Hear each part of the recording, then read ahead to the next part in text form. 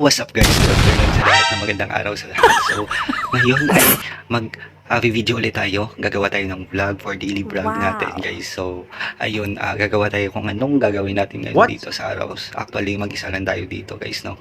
So, ito yung bahay ko. Ito, kusina to. Sana ma-improve natin guys.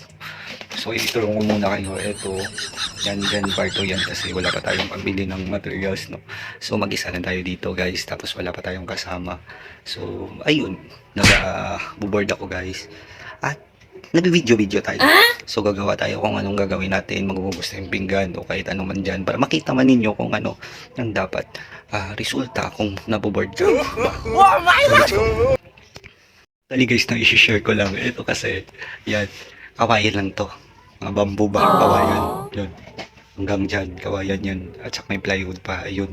So, hindi pa dyan tapos guys. Bakit? Wala tayong materials na ilalagay dyan. So, nag-iipon pa. O nag-iipon, wala pa tayong trabaho. So, yun guys, ito. Ito guys, yan. Gagawin natin tong parang kulungan ng next video or sa susunod ng mga video gagawa tayo, bibili tayo ng sisiyo, tapos improve natin hanggang 45 days yun, daily vlog natin yan kapag okay sa atin. So alam nyo ba guys, ako lang to binuo ko to, wow. So sa gamit kong ito, binuo ko to guys, itong martilyo ko. So alam nyo ba guys, nagsisikap talaga ako magkaroon ng bahay. Kasi nung walang-wala kami ng pamilya ko, yan, ito yung martilyo yung ginagamit ko guys, para pang pukpok sa buong bahay. Ituloy yung bahay guys, pero proud ako kasi ako umuko. Guys, eto. So actually guys, eto guys, solar lang to. Yan yung ginagamit ko. So for more than 7 months dito. Yan. Saka ito yung lugang ko. Ito lang simple lang. Gusto ko kasi yung buhay namin di simple. Ang buhay ko. Kaya yun. Actually guys, ito yung sa likod namin, no? Yan. Amin pa dyan. Yan. Nagtanim ako ng okra dyan guys. Yan. Yan. Kita nyo yan. Parang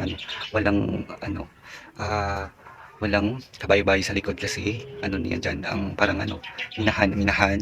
Rice mill bag. Sa yun. Yan. So yan guys. Ayun guys. Yan. Kita nyo guys. Yan sa likod namin. Kaya wala tayong At sa harap naman, madaming dito, madaming bahay. Yan. May bahay na naman. Pero relicate pa ito yung daanan namin guys, naka-bridge lang. Kasi mabaha dito. Yan. At saka yan yung tarog na umuulan. Diyan din sinasala ko. Tapos dito, nilalagyan ko dito sa container na yan. So yun, yan lang guys. At saka nagtanim ako dito guys, sili guys. Yan, sili yan guys. Hilig talaga ako sa tanim. Nga sa akin guys, gusto ko sa tahimik na lugar. Yung nakaranas kasi ako ng depression, anxiety. I was broke in 1 year ago sa living partner ko. And ayun, gusto ko hanapin yung sarili ko. Kaya gusto ko sa mga tahimik na lugar, lumayo ako para hindi ako, parang ganun sitwasyon. Siguro hindi man lang ako yung mag-isa nakakaranas nito. So anxiety, depression is not a joke. Talaga. Minsan I'm alone, mag-isa lang ako, always ako umiyak, always ako lahat ng mga nangyari sa akin noon, nare-recover na memories ko. Kaya ayun, hirap mag-adjust, pero now on naka-recover na tayo guys. Kaya ito yung ginagawa ko para hindi ako ma-bored. So yun, that's okay na.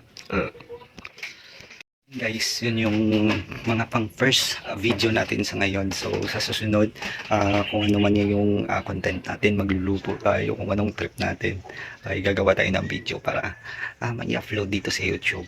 Sa YouTube lang ako guys. At saka kung meron tayong i-upload dun sa page natin, sana masuportahan nyo ako guys. Isa lang akong tao, pinangarap na maging vlogger. Sana matulungan nyo ako. Let's go. Salamat.